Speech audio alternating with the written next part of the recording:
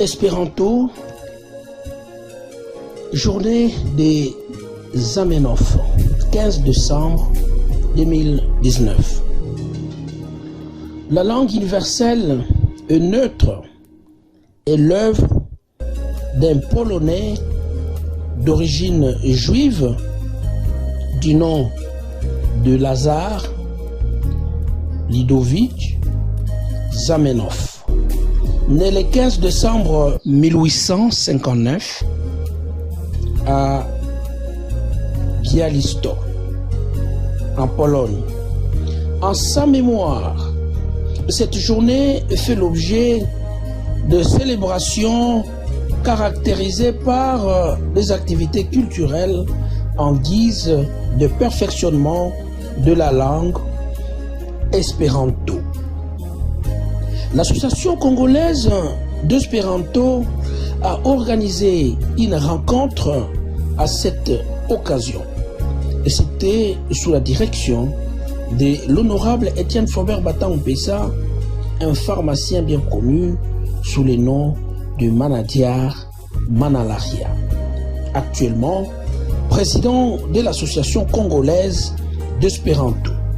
Voici ce qu'a été cette journée en République démocratique du Congo.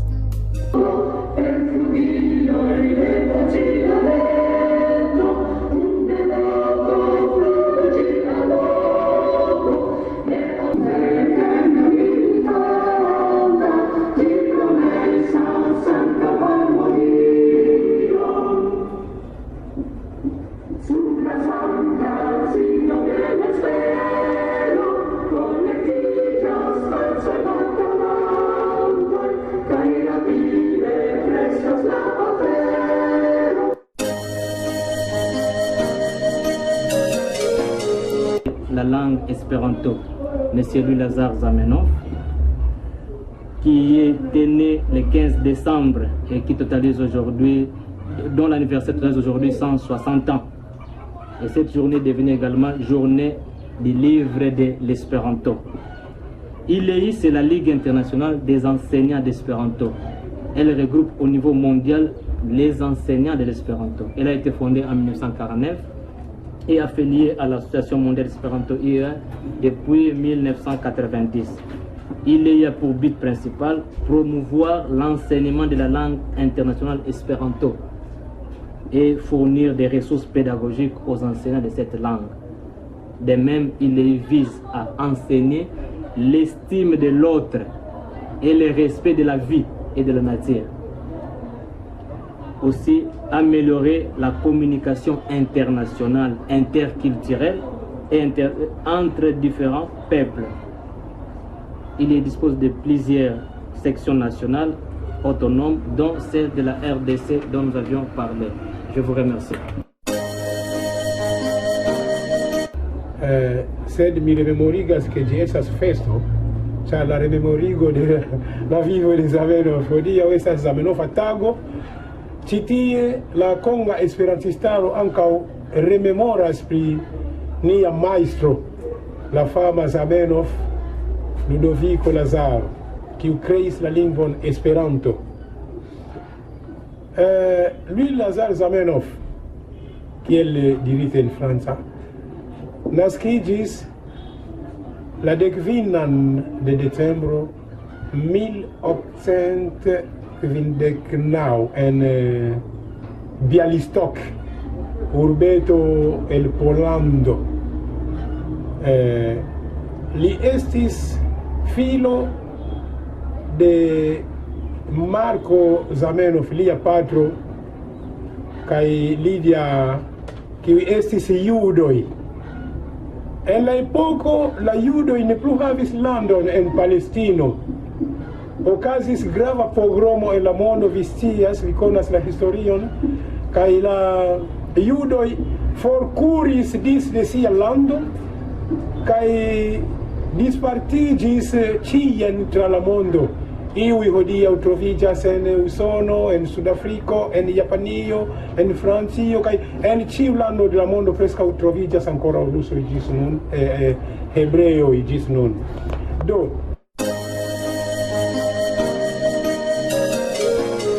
non mi parolas pri la historio de Esperanto, l'histoire de l'Esperanto. Resume, kiam vi povas vidi, estas gravega literaturo pri Esperanto.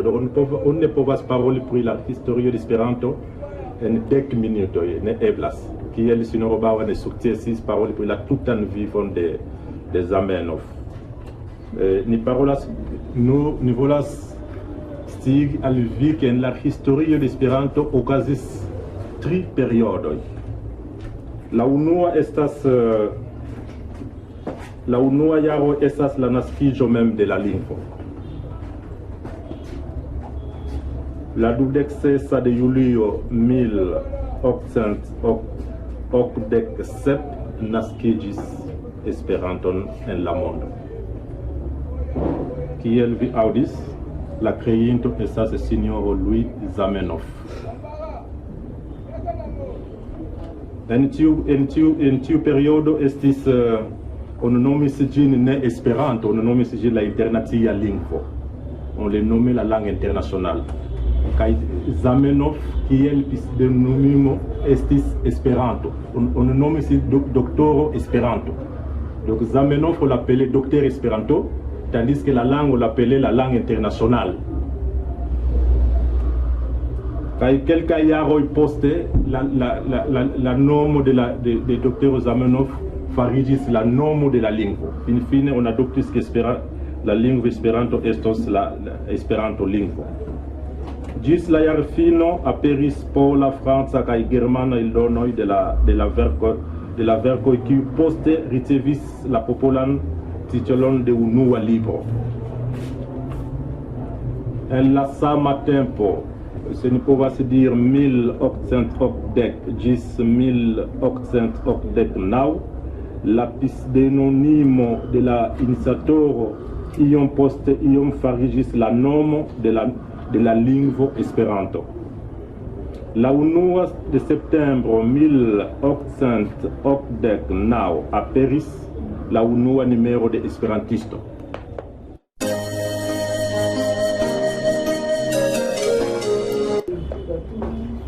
In mia kulturo mi devas meti mia ĉapelon. Estas Zamenhofa tago, la 15 decembro 2019. Saluton.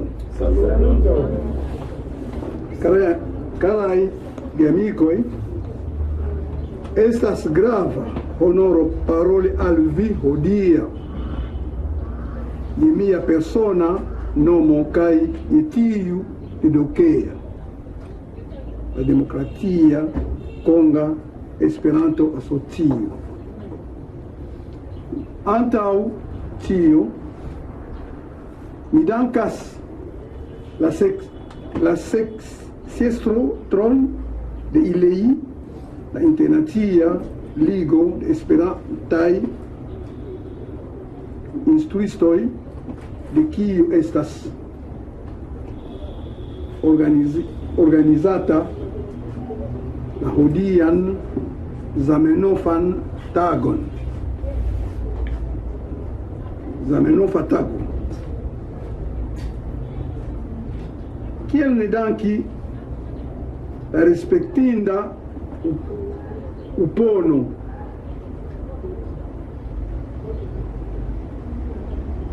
tamen ne estas tie. Nacia pedagogian universitaton kies Esperanto klubo kun organizis ĉi tiun ceremonion memore al la maestro Zamenhof. Mi profitas la okazon por danki vin tiujn kiu respondis al la verda alvoko de la organizantoj ilei kaj la Esperanto klubo de Upono. Nun mi volas paroli al vi pri la Esperanta literaturo en Kongo lando.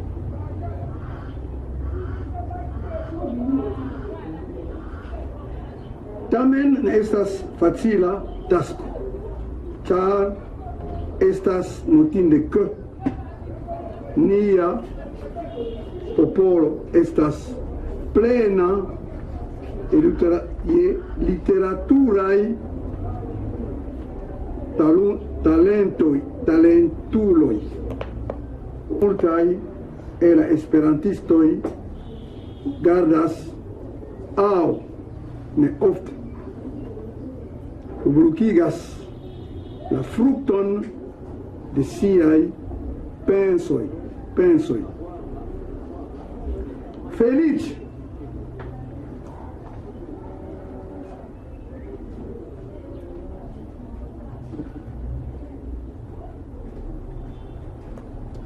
ne ĉiuj kaŝas sian talenton. Ĉi tie mi povas paroli unue pri Signor Flora Ntoto Zola, kiu verkis kaj publikigis 2 librojn originale en Esperanto skribitaj. Temas pri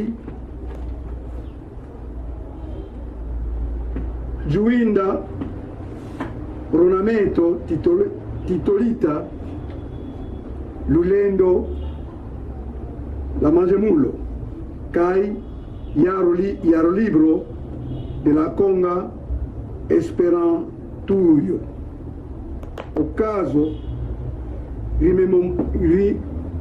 memorigi ke kelkiuj el ni eĉ gajnis internacikalajn premiojn de Esperanta literaturo. Mi citas Arlen Kizeyoko, Jackson Mafuila Mavomo, Honoré Sebuuro kaj tie plu. Ilin ĉiuj mi vere congratulas. Mi povas aplaudi ilin. Nun pardonpetas al mi, mi volas ankaŭ paroli pri mi mem, se vi permesas. Mi permesas.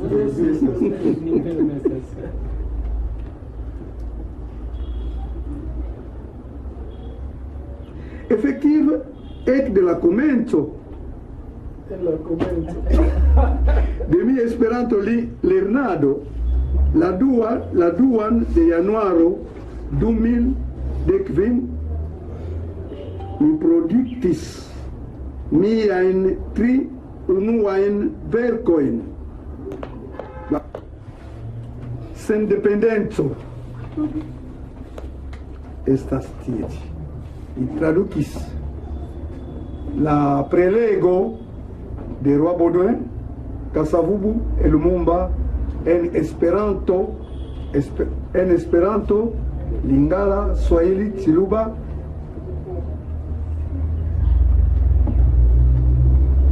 Y aplausos también.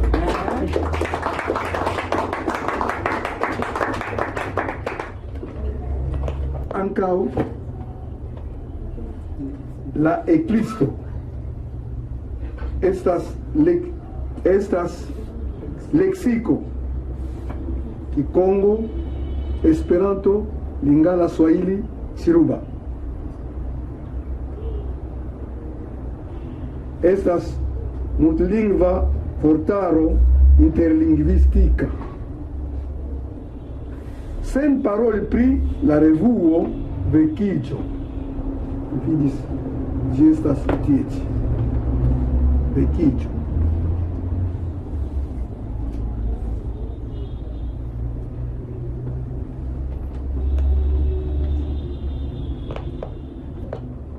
Aperas che ci scribintoi kiujn mi citis ci supre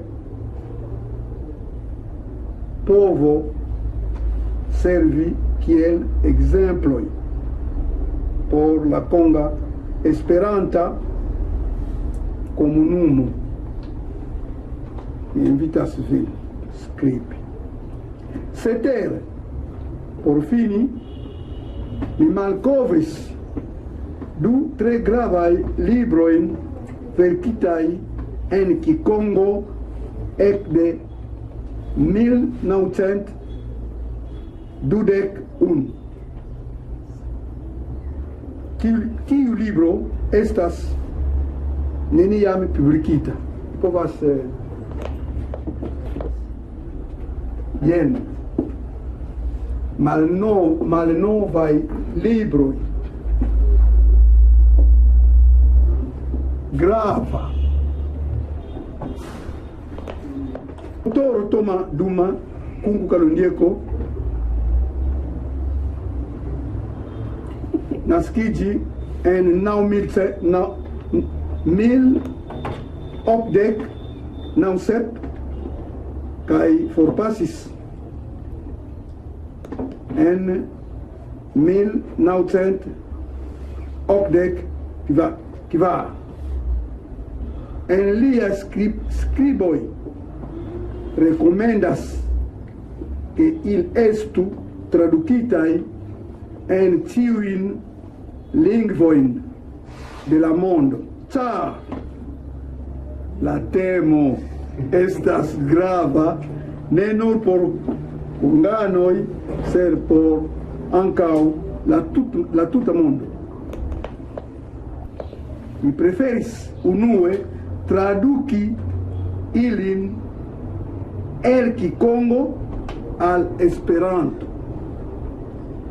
Mi pensas ke Zamenhof pravis, ĉar kiu libroj povos esti pli facile tradukitaj el Esperanto al kiu ajn alia lingvo, eĉ el Esperanto al kongaj naciaj lingvoj.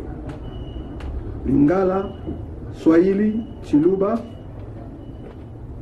ĉiu konga esperantisto vere ŝuldas al la ĉefaj naciaj kongaj lingvoj. La titolo en la lingva Kikongo de tiu historie, kulture kaj spirite gravaj libroj estas Kinkulu Kyantete Mumambu Makimbangu Simo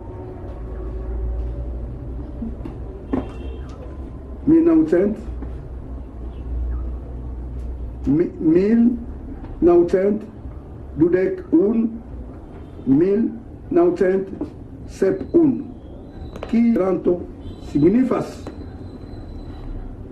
authentica genezo de la faroi de Kimbangu Simo, la tre fama konga profeto.